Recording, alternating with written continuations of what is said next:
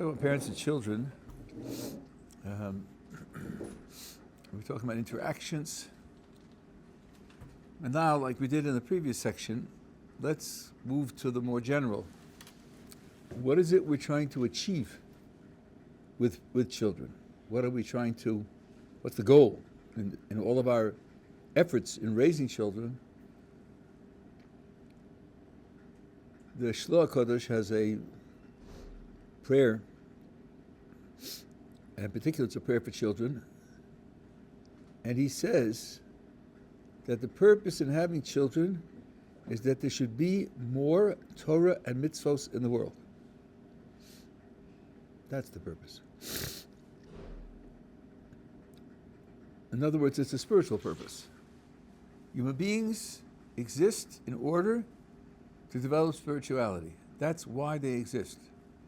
And if I'm going to bring more children into the world, that's got to, or should be, aimed at fulfilling that purpose.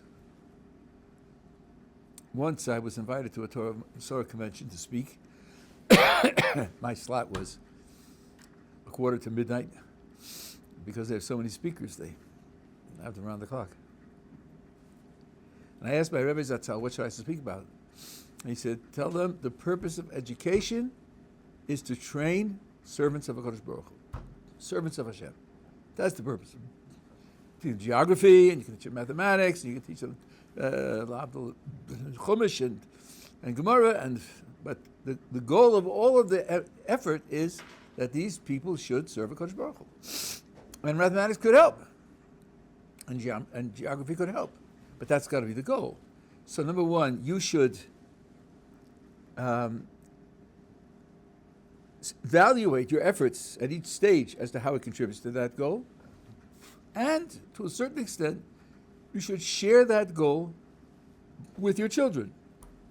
Now, a lot depends upon how you do it. We spoke about bridging yesterday and the day before. So, for example, when you'll be a parent, if you're like almost everybody else, you'll have an overwhelming feeling, I want the best for my children. I want them to have the best. Of course, within my resources, but that's what I wanted to have. I grew up in a generation in America where our parents, almost without exception, did not go to college. They saw that people who went to college had, from their point of view, better lives, certainly materially better lives, and they sacrificed tremendously so that we should be able to go to college. Because they pictured their children living like them, and then they pictured their children living with a college education, and they saw that from their point of view, from their values, the second will be much better, and you want your best for their children. And so they made tremendous sacrifices to do that. Part of the irony and the tragedy was that some of the stupidities that they were taught in college turned them against their parents, and they treated their parents with disgrace. They despised their values, they despised their politics, they despised their form of life. I don't know how the parents felt that we sacrificed so much to give you this gift, and this gift turns you against us. But that's a matter on the side. When you look at your children, you evaluate on the basis of what you've experienced. And this has two dimensions. One is what you personally have experienced, and you may have experienced various different options, and you may have a judgment as to their relative value, which is more, which is less valuable. And you know other people, and you see what they've experienced, where they've gone, what it's meant to them. When I was an undergraduate, that's when the drugs were coming in. And the hype, and Timothy O'Leary, of cursed memory, professor at Harvard, telling everybody that this is the future, and this is the reality, and this is the greatest thing, and so forth and so on. And then you see that they ended up with ruined lives full of self-deception. And you think, okay, I know something about that route, even though I didn't do it, because I observed it. And I can tell my children, that's not worthwhile. So you want to give to your children the most valuable possible thing that you can give. Well, now I've got A on this side and B on this side, and it's pretty obvious that A equals B. The most valuable thing you can give to a child is to enable the child to be a servant of HaKadosh Baruch Hu. There isn't anything more valuable than that. Nothing that life offers can compare to that. So what the Shloah is saying, if you can put 2 and 2 together and get 4, which today isn't to be taken for granted, you see right away that has to be your goal. Just like it's your goal in everything else you do, so this has to be the goal that you have in bringing up your children. This was epitomized for me one time in a tshuva of Rav Moshe Feinstein Zechazar Devracha.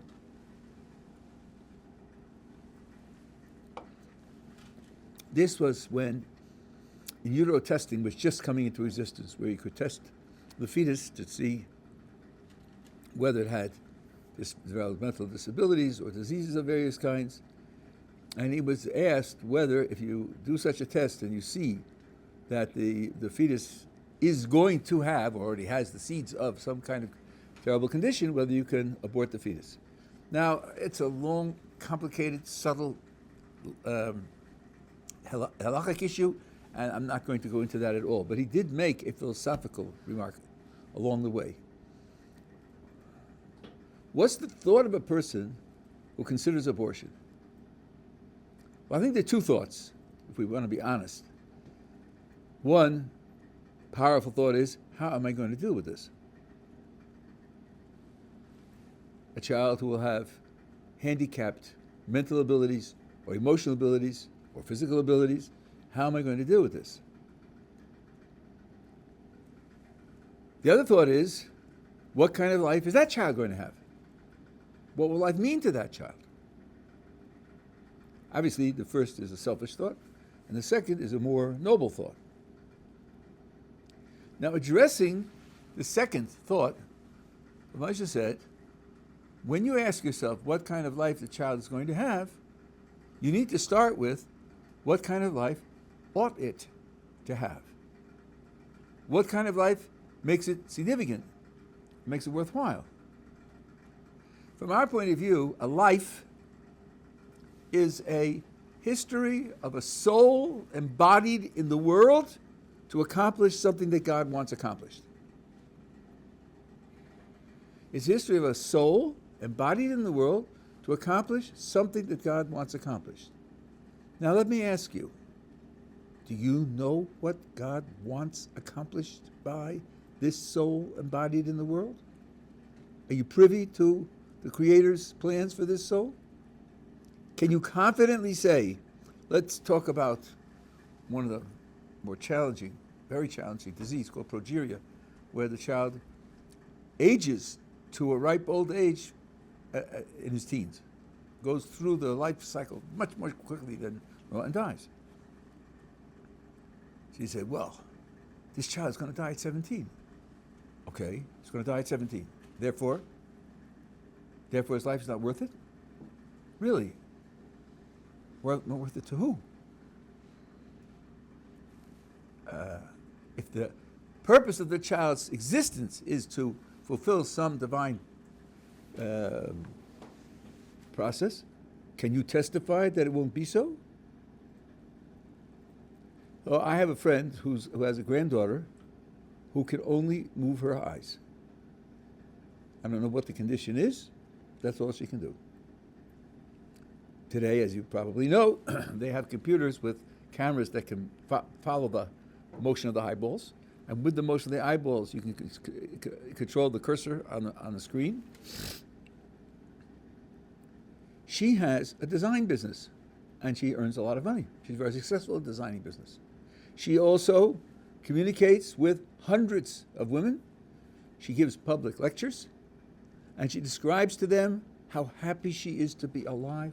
The fact that HaKadosh Baruch Hu shared with her his wisdom and his understanding and his vision of the world, and she can understand it and she can communicate it to others.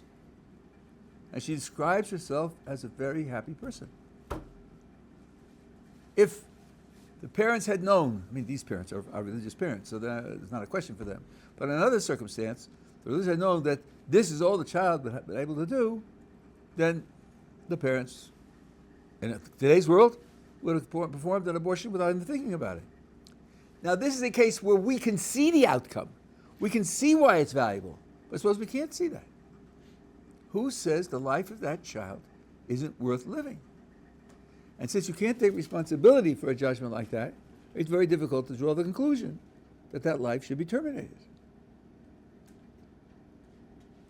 If it's a question of your inability to live with that or deal with that, there are alternatives. There are alternatives.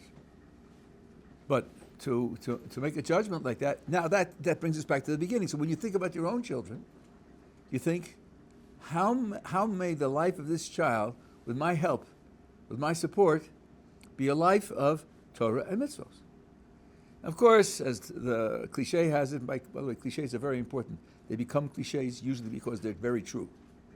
That's why they become boring and old hat, because they're very true. Children are individuals. The verse in Mishlei says, Chanoch lanar al pi darko. Train. Chanoch means to train the child according to his way. Each child has his own way. Don't impose your way, and don't impose a way which you think is the best way. Look deeply into the individuality of that child and try to craft a way that will be fitting for his soul and his development, so that that child can contribute to Torah and mitzvos in the world in the best possible way. That's the goal. So when you're disciplining and when you're inspiring him, when you're supplying the child with formative experiences, that has to be the goal. And this, I think, links very strongly with what I said yesterday about talking about HaKadosh Baruch Hu. How is it going to be linked to Torah and mitzvos? Well, if it's linked to the Creator and verbally linked to the Creator as you go along, then the child gets used to the fact that you live together with the Creator, and you live together with His will, with His support, and with His help. And in doing that, that's the most you can do as a human being. That's the best possible thing you could do as a human being. Then you bring that narrative into the development of the child. Hmm?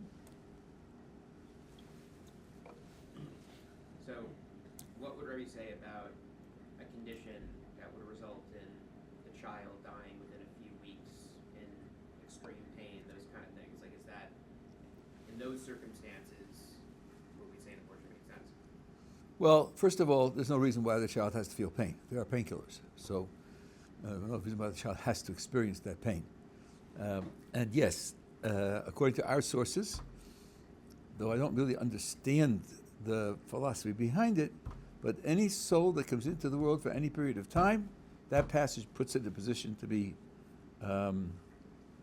be elevated into the world to come. Indeed, the Gemara says that those souls are taught Torah by HaKadosh Baruch Hu himself. The souls of children who die are taught Torah by HaKadosh Baruch Hu himself. Now, what that means exactly, as I say, I don't know. Maybe it's taking for granted that soul was here before, and it's one chapter in a multi-chapter history, as I've told you a number of times, in terms of reincarnation. Maybe yes, maybe no, but that's what it says. Yeah. Don't you have to consider the potential psychological effects on the family? Having a child die is severely traumatic. That's the type of thing that can really rip a family apart. So, wouldn't you have to consider the potential damages as well? I think you would have to consider the potential damages as well, and I'm not a psychologist. But how do we avoid tragedy which rips the family apart when a parent dies? How do we avoid that? It is, to some extent, traumatic. It's very sad, but it's expected. And it's expected together with, this is the way the morally perfect, kind, and considerate Creator runs the world. And if you look at the philosophy behind it, there's definitely a philosophy behind it that it's a matter of repair for something which otherwise would condemn us to a terrible fate. In other words, when it says that God saw everything that He made and it was very good, one of the explanations of the very is death. Another is the Yetzer Hara, the evil inclination. That's what makes the good Very good. So, okay, you look as if you haven't heard this. I'll just tell you the headlines. One way of looking at the project of human being in the world is for the soul to purify and elevate the body into a spiritual ally of the soul rather than an opponent of the soul. It's created in such a way that it will, perforce, often oppose the soul, and the goal of the soul's interaction with the body is to elevate it and perfect it in that way. Had Adam succeeded in that challenge, he would have gone straight into the world to come. There wouldn't have been any death. He failed. When he failed, the whole world deteriorated in a drastic way. In particular, the physicality of the world became much more opposed to spirituality, much more opposed to holiness, to the extent that, in our present condition, the activity of the soul cannot elevate the bodies that we have in that way, cannot purify it and cannot elevate it in that way, cannot transform the body into an ally of the soul. If the soul were allowed to express its full spiritual power with respect to this body, the body would explode. It's like the experience which almost everyone has had, buying an appliance in America, plugging it into the wall in Israel, and a 110 appliance plugged into a 220 wall, burns up. That's what would happen. So the rectification is, death occurs, the body disintegrates and is rebuilt in the resurrection to be the kind of body that Adam had, the kind of body that the soul can, in fact, purify, elevate, sanctify, and make it into a companion for the soul. And then the two of them together go into the world to come, as was the original plan. Without death, that couldn't happen. So that's the role that death plays in the world. So death is something that we recognize and we affirm, and we are not undone by it and traumatized by it, because we see it that way. Now, you think, well, okay, but there's a certain length of life that a person, without that, somehow the person is missing out. Well, let's see. 40 is a number which has been used in certain places to think that when you're 40, there is one well-regarded source which says you shouldn't study Kabbalah until you're at the age of 40. 40 is like a midpoint in your career, and it's a stepping stone to the great higher achievements of life. But the Arizal, the greatest Jewish mystic in the last 500 years, died before 40. He didn't make it to 40. Moshe Chaim Luzzatto didn't make it to 40. Were their lives tragically shortened? Whether it was unfortunate? Would it have been better that they hadn't lived? I don't know anybody who thinks that. And indeed, even to think, had they lived longer, would they have accomplished more? Who knows? Who knows? One way that we do talk about these things is they did everything that they needed to do. And they did it quick. They did it in a shorter period of time. When the son of the Ger Rabbi, I can't remember, was it the third before us, or the fourth before us, he died at the age of 27. People came to console him in this terrible tragedy. And he said to them, "You're consoling me on the years that I didn't have with him. I'm thanking HaKadosh Baruch Hu for the years I did have with him. I'm looking at the 27 years I did have. You're looking at the other years that didn't take place. Both are true, but both are true, and both have their place. So, when I talk about a life that's shortened, what you want to project for your children is, this is what HaKadosh Baruch Hu wanted for this soul. In this soul's journey, this is what this soul needed in order to be able to do what it did." I'll do one more thing, then I'll answer questions. Newborns, if you're in a hospital, in a nursery, there is a phenomenon that has been noticed that if one child cries, the other children, if they're awake, will also start to cry. Crying is like, and when they're a little bit older, what you see is, if one child cries, the other child looks and thinks, what's going to happen? He's crying, what's going to happen? Someone's going to take care of him, someone's going to help him? No? Then he cries also because he's frightened. The crying frightens him. So there's a kind of empathy between the children. So now, if you can You can project the attitude. Each of us has a life. Each of us has a certain amount of time. It's planned beforehand that this will be able to come. There are ways to change it. Okay, I'm not saying it's fated. But because Baruch Hu is guiding our lives to enable us to do what we need to do. And if this is what happens to the child, or someone whose life is shortened, like the terrible, terrible tragedy of the soldiers who are being killed. There are people killed in automobile accidents who die from cancer. I mean, there are people who die. That's the way in which Kodesh Baruch Hu organized their lives, so that their lives will have what their lives need and what their lives can handle. So that once you project that attitude, you aren't undone by it. And here you have the heroic responses of parents losing children, especially parents who have lost soldiers. And some of them have said the most heroic things. He was wonderful, and everything he did, and Kodesh Baruch Hu took him, and we have to memorialize him, and we have to increase our closeness to Kodesh Baruch Hu, and increase the mitzvahs that we do because of the example that he gave us. I think that if you can project that attitude to the family, then the family can come out of it whole. If not, and it's going to cause a terrible psychological burden on the family, then it may be the right thing to do to have the child adopted and let the other children not to deal with that. It's a very difficult decision, very subtle decision. But killing the child is not the solution. That's not the solution. Yeah. All right. I think we've discussed a case where the child's lifespan will be short-lived. Did you cover earlier just the effect of like the psychological trauma on the family? And this is similar to your question that you just asked. The trauma on the family if, let's say, the child has like something approaching a normal lifespan. Like, I mean, I'm not quite sure what you mean. I mean, the child becomes an adult, and the normal lifespan is today 90 or 100. I mean, let me give a case. Let's say a child is born both mentally and physically deficient, severely so. Like, do we take into account at all how that's going to affect the family? Not like their finances, their the emotionally, that sort of thing.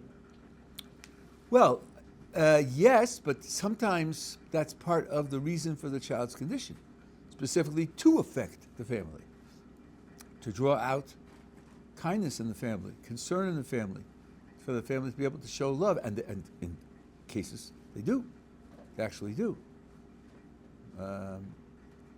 Although it's less extreme and there's a variation, but children with Down syndrome, families often declare that their child brought so much love into the house, and so much happiness into the house, and the other children care for and love the child, and they feel that his presence in the family is a precious element in the family. Even though he'll never learn to read, and he'll never hold a regular job, and he'll won't be able to discuss politics with you, but that's not what life is for. So in part, it can be itself a challenge for the family that the family has to go through. And that can be part of its purpose. Yeah. What would be cases when, curiosity's sake, what would be cases when abortion would be the answer, if any? Yeah. So first of all, it's complicated. I'm not going to do the job in a way that all the details will come out clear. The difference between Jews and non-Jews. The restriction on abortion, according to many, for non-Jews is much more strict than it is for Jews. The general position for Jews is that the soul attaches to the body at birth, not as a fetus. So the fetus is a creature which can become a person, but isn't yet a person from our point of view. It's undebated that if the life of the mother is in danger, then you definitely destroy the fetus.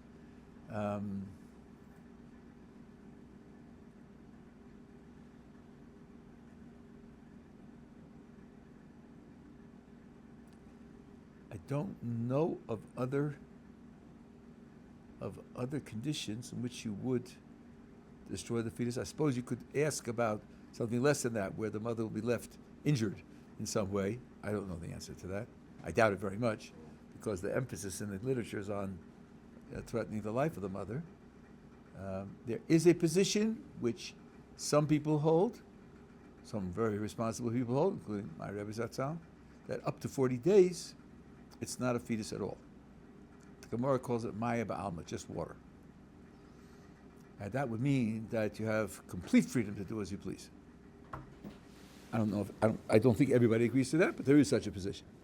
Other than that, I don't know the rest of the details. Rabbi Ryder has taught this. He taught this just now in the Mentis mission, so I'm sure he knows the details as far as that's concerned. Yeah. Someone else's hand was up? No? Okay. So, and one of the ways that you communicate this is by talking to your children about your own life. Things went well, things were difficult, things were challenging. The things that you look at as your real accomplishments, the things that give you real satisfaction. If you share that with your children, especially if you have multiple successes in the general sense, let's say you make a lot of money, and let's say you're famous, and so on, and you don't emphasize that, you emphasize that you're able to learn Torah, able to teach Torah, you're able to help people with their service of HaKadosh Baruch Hu, and you dwell on that, then that's something which will communicate. There was a fellow who went off the derech, and when asked why he went off the derech, he said, I'll tell you why. Because Shabbos morning, after we came home from shul, I sat down at the table, the thing that interested my father most was, how good will the children be? How good will the children be? And when the children came and he ate and he drank, he just fell asleep and that was it. And I saw that my father's Judaism was children's Judaism. And I wasn't buying into that. I didn't think that was sufficiently important for my life. And frankly, since that's the picture he was given, it's hard to blame him. Because that isn't what Judaism's about. It's not about having good children. So, when I was coming in, I had many, many Shabbos meals with my Rebbe Zatzal. The meals took 2.5 hours. And yes, there was plentiful food, but there was a lot of time in between for singing and for saying Divrei Torah. And the whole thing was like a religious performance around the meal. The Rambam writes that Shabbos day you go to shul and you finish davening, and you daven mincha early, and then you go home and you eat and you drink until nightfall. That could be hours. He didn't mean course after course after course, like a gourmand, as they say. There was the same thing. It was like a long shalshudas, like the Hasidim have. So if that's what you're doing, then I don't know, you've never experienced it, but you have to imagine many Hasidic movements that have shalshudas, there are no lights. So they start the meal while there's still sunlight. It's coming through the windows, and they take their seats and they wash, they make motzi, have whatever they have, and start to sing, and as they sing, the light disappears. And then they're singing in the dark. It's a very powerful experience. Indeed, there's a certain quotation from the Arizal that you say to introduce each meal. And in Shalshudas, the way we do it anyway, I think it's done pretty commonly. You wash, you say hamotzi, you eat all the food, and then you say that introductory passage. And the Rebbe Zatzal explained that's because the Shalshudas is really the songs. That's what it really is. The eating, the halacha says you have to have 3 meals, so you have the 3rd meal. But the real essence of it is the singing to HaKadosh Baruch Hu that you do. So if that's what the child experiences in his Yiddishkeit, he's going to have a very different picture of what his life is about. That's how you communicate this idea to him. Okay. What else can I tell you about children before we move on?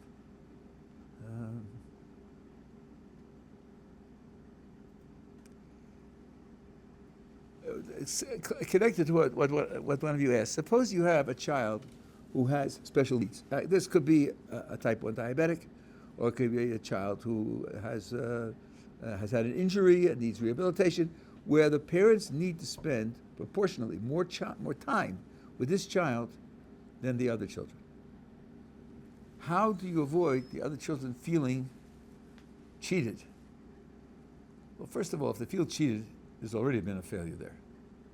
But what you can say to the other children is, you are participating in helping this child in this child's need. And you know very well, if you, God forbid, would have such a need, we would do it for you also. And they would help with you also. We're all committed to helping each other to the best that we can, and some people have more needs than other people. And that can carry out through life. For example, there are two attitudes towards providing for your children. Oh, I knew I wanted to talk about that in general. I'll get back to make this point. One is, I have so and so many children. I have so much money to give out. I give out fairly. I give to each one the exact same amount. The other is to assess the needs of the various children and to give according to their needs. So, for example, now this varies from community to community, but in some places, the bride's family pays the vast majority of the expenses of the new couple. So let's imagine that one boy marries a woman whose family is very wealthy, and they say, we'll take care of the family. You don't have to pay anything.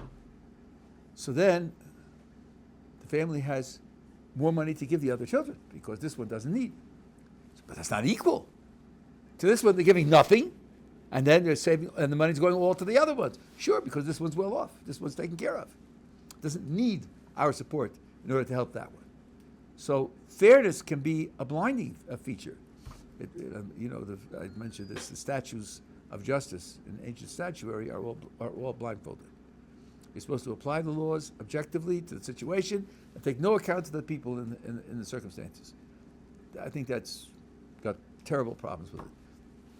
So here, fairness is an idea, but it's not the only idea. It's also giving to the children what they need. Now, if this child, let's say, needs medical care twice a week, that means going to the hospital and spending time with the child in the hospital. I got a telephone call this morning. We have a grandchild who suffered very, very greatly for years, in and out of the hospital for weeks and weeks. And he was taken to America to a famous hospital, and they couldn't figure out what it was. They came back, this hypothesis, that hypothesis, and nothing really helped. About 8 years ago, he just went away. The doctors have no clue what happened there. And I just got word now that he's getting engaged tonight. Thank you very much. That's a tremendous mazel tov. It's a miracle. It's a miracle. No one can explain it. The doctors have nothing to say about it. They couldn't diagnose it in the first place, and they said there was no hope, and then it just went away. He's vibrant. He's alive. He's connected. He learns well. He has friends. I mean, he's terrific. So, but he needed enormous amounts of the parents' time because he was having seizures, and he had bowel problems, like Crohn's disease and so on. He had serious problems. So, if you have a healthy family where they each care for one another, where it isn't that they're competing for the parents' attention, like little baby birds, and the mother comes in with food, and they're all screaming and pecking, trying to get their share. No. We all care about each other, and we all want each other to be well. And this one has extra needs. That doesn't have to shatter the family. It's a challenge, but it's a challenge that can be met. Okay, now, what did I say I wanted to talk about? Just one second. Boy.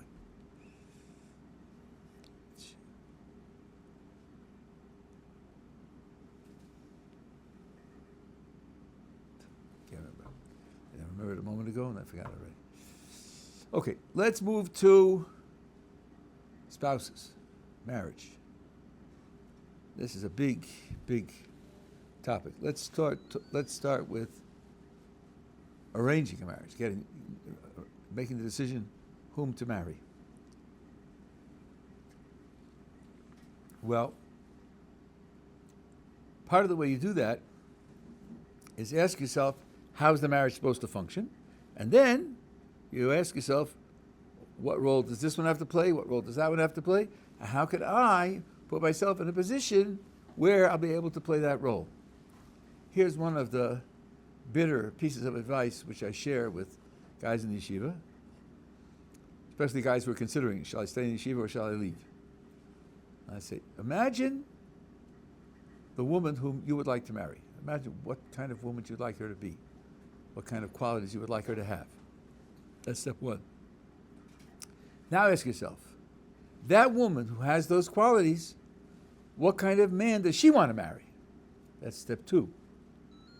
And then the bitter step three is, do you have those qualities?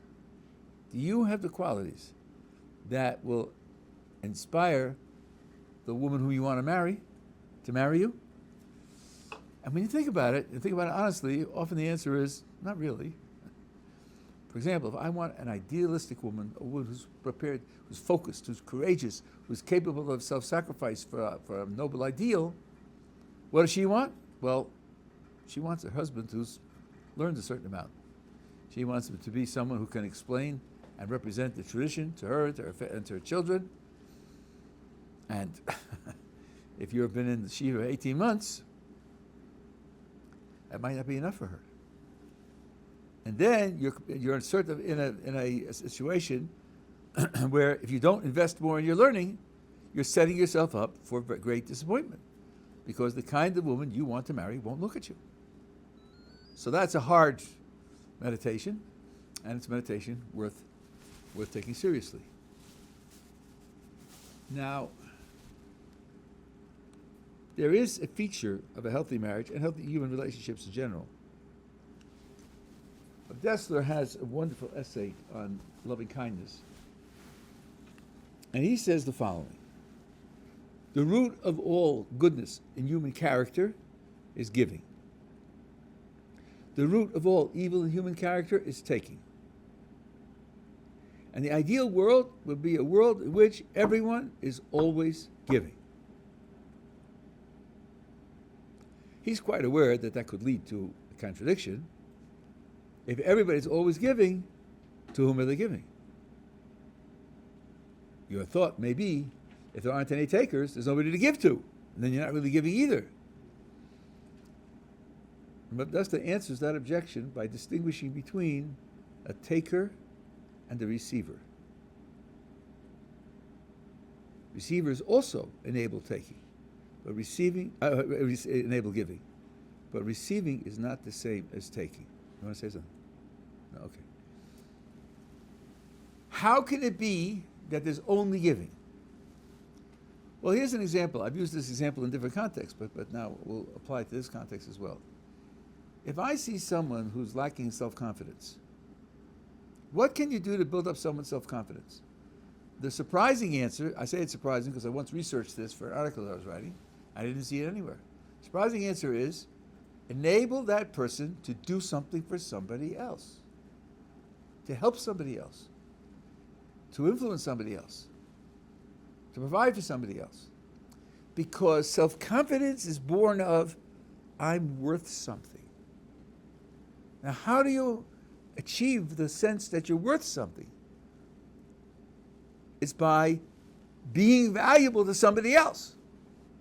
And this doesn't necessarily depend upon the other person realizing it and thanking you for it.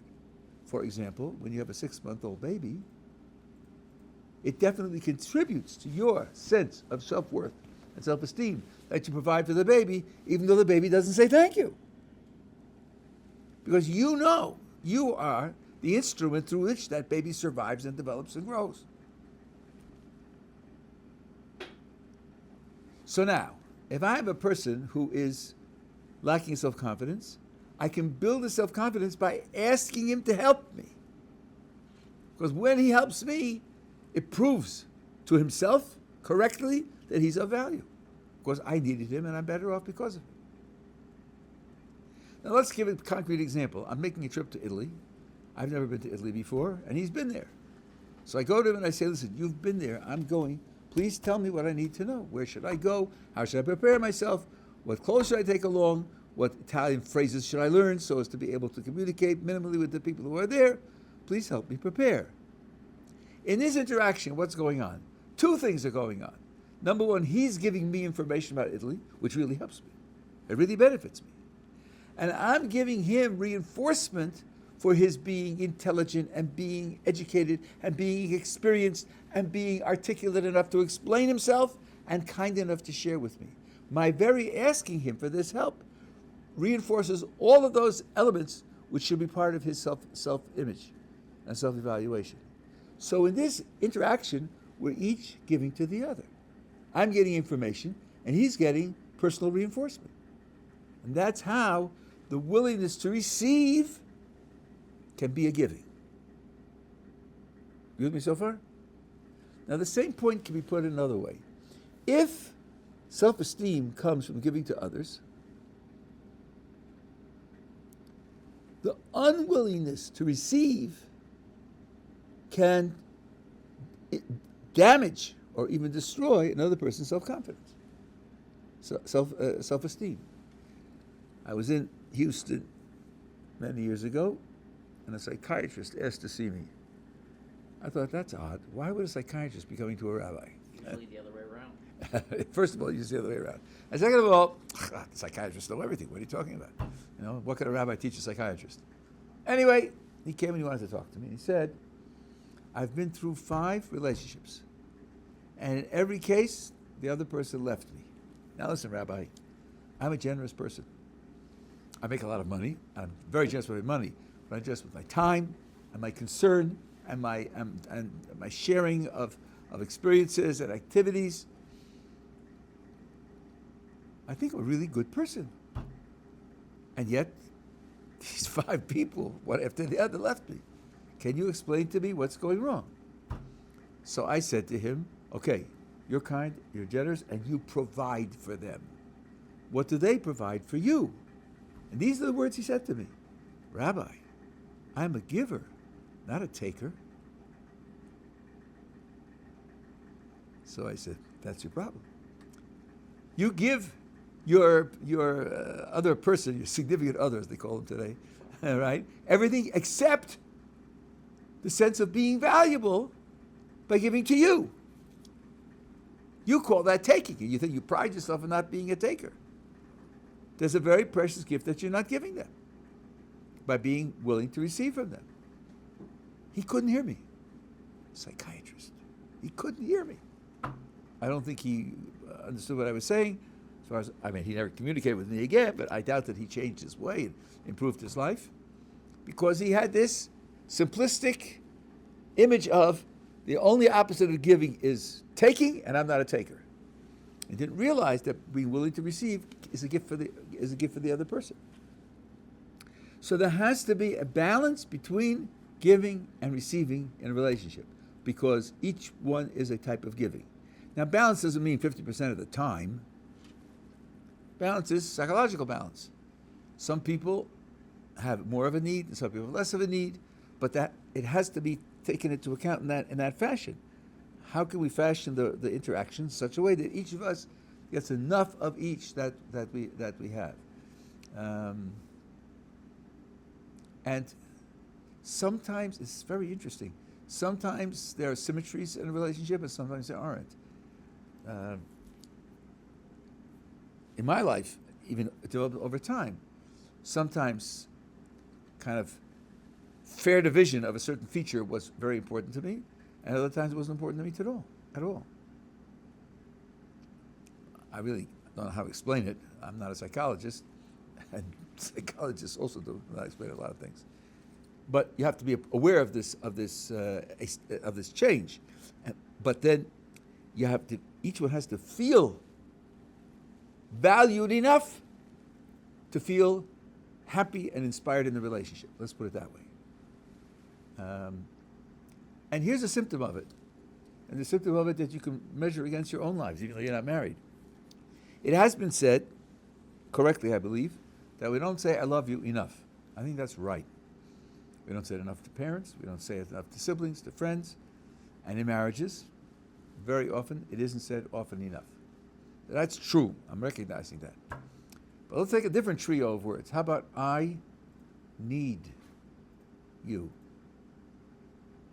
Can you remember the last time you said that to another person? Many people have never said it their whole lifetimes. I need you. Think how scary that is. If I need you, then I'm needy. Oh no, I'm a needy person? Oh no, then I'm a failure. I can't provide for myself, provide my own needs, then I'm a total failure. I'm dependent upon somebody else. Dependent! That's awful. It's not awful, it's true. And if you pretend it isn't true, then you're in trouble. You ever heard the phrase, self-made man? I want to know, did he make his own pencils? Did he sew his own clothes? Did he produce the wheat that he ate in the cereal for breakfast? Self-made man? Really? And let me ask you this, did he ever borrow money from the bank? Sure, $250,000 to set up my business. So 10 years later, I made $10 million. That makes you self-made? Where does this mirage come from? Because I can't take the idea that I would depend upon somebody else, but you do. You do. I need you is a healthy expression of a reality. And then, if you're prepared to say that, if you realize how much you need, then you're not embarrassed about receiving because you need. And then you're not embarrassed about giving the other person the gift of being appreciated. And when you have that in a marriage, it's a tremendous, tremendous binding, because each one feels the appreciation of the other is something which makes me valuable, because I'm valuable for the other one. And they only project that appreciation by being willing to receive. In the case of marriage, of course you should come together with a expression of gratitude, but gratitude isn't as powerful as I need you. I need you means you're doing something for me which I can't do for myself, and I would be much worse off without. That's why you're so important. That's why you're so valuable. Then it can lead you to a word, which again I think is hardly ever used in relationships. I cherish you. That's a very beautiful word. Use the word cherish for something that's of supreme value. So that's one element that binds the relationship together, yeah. What about the words not meaning less if you say them too much? I don't know if it's too much or if it becomes flippant. Becomes like, yeah, but Right. Yeah, that even if it was said once, it was flippant, it wouldn't be good. It's not now how often you say it, but it's how you say it. If you take hold of the other person's hands and look at the other person in the eyes and say with emotion, I need you. I think you could do it every day. I don't think it would become boring. That's a good one. It doesn't have to become boring. Yeah. How do you separate this healthy sort of neediness from the toxic kind of neediness? Let's see, the toxic kind of neediness. Well, if the person is honest and says, I need you, and it's toxic, that may mean that the person is not taking responsibility for things in his life which he ought to be able to manage. I need you to make breakfast. I need you to wash my feet. I need you to, to turn on the air conditioner. I need you to. That would be sick. I agree. There's certain things. This is a very interesting thing that hit me many years ago. You're sitting at a table, and there's something that's out of reach. When do you ask someone to hand it to you? When it's closer to him than it is to you. Because that way you minimize the effort. If I have to get it, I'll have to get up and walk and get it. And he can hand it to me, and we all recognize that. Why should one have to get up and walk to get it when another one can give it to him without walking? But what you're doing is minimizing the effort. I suppose I'm closer to it than he is, and I say, please pass it to me. That would be very odd, because I'm not minimizing effort. It's a kind of contract of minimizing effort. When I first came to this country, there were many stresses that I had to get used to. And one was you're waiting online, and somebody else cuts ahead in line.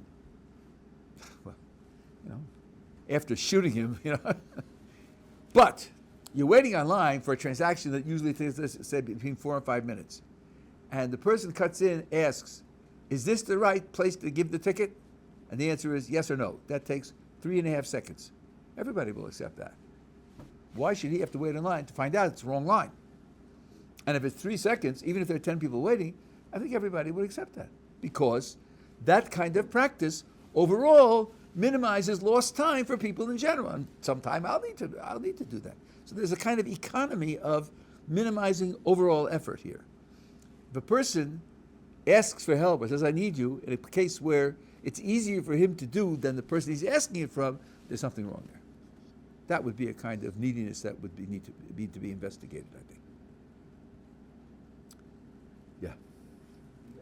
Isn't it a bit dangerous to frame the relationship, home, and neediness?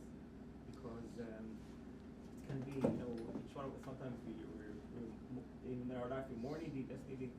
And No, so I'm sorry, I didn't frame it on that. I didn't make that the one pillar on which it stands. I said it should be an element in the relationship. I think it's often totally disregarded. It's totally absent. It's a purpose, it's a necessary element. Now, in order to prepare for marriage, this I have, maybe I mentioned this the other day, I can't remember what I said. In order to prepare for marriage, as my first Rebbe said, Allah Shalom, when you make out your lists, you make out a list before you get married. So one list you make is called the wish list. My spouse should have these and these features.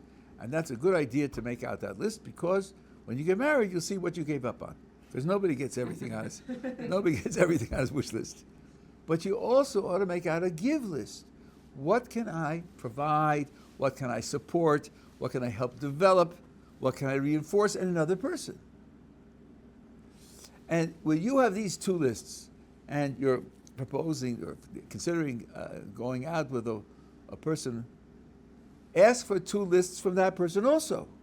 And then see if your wish list matches her give list, and your give list matches her wish list, and if you have a double match, that's a very good starting point for building a relationship.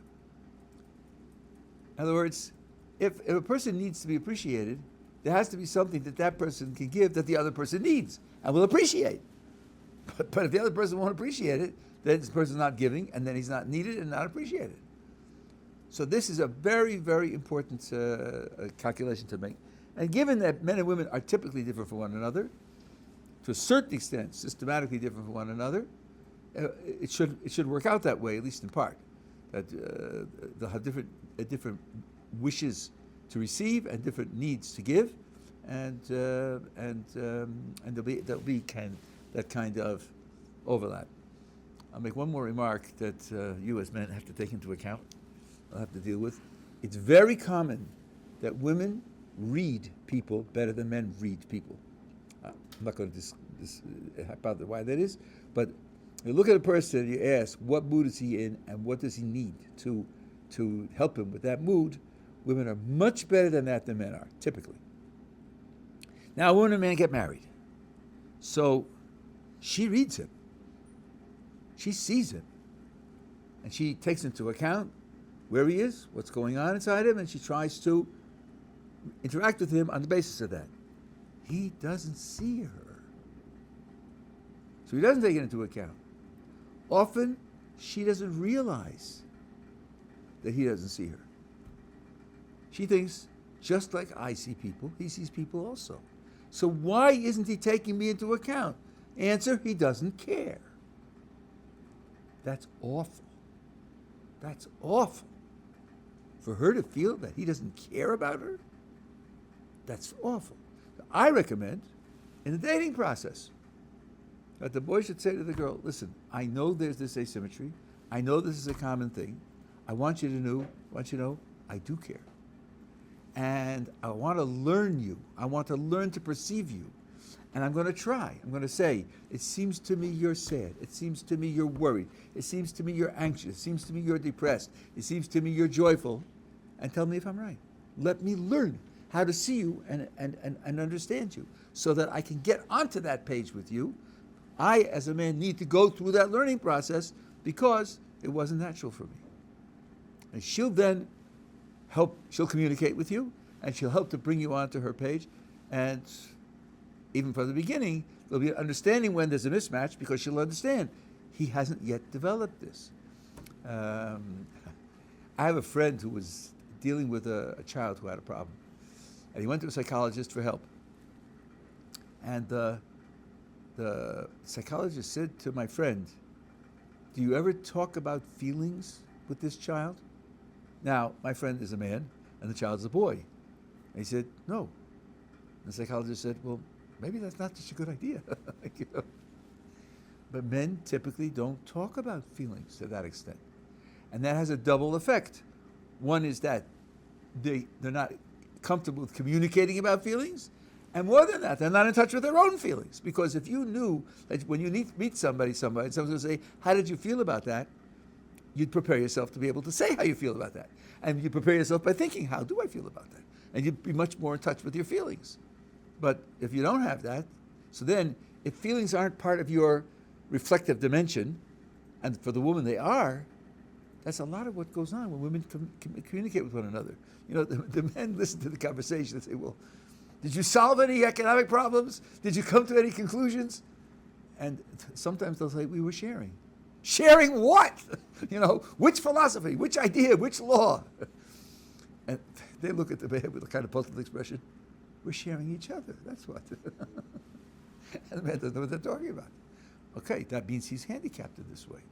I would strongly recommend bringing that up in the dating process and saying explicitly, this is something that I believe we should work on together, and I'm prepared to work on it because I want to be on your page. That's a big compliment and a reaching out to a woman, which she typically will appreciate a great deal. That's one piece. Okay, Ms. Hashem, we'll continue on Sunday.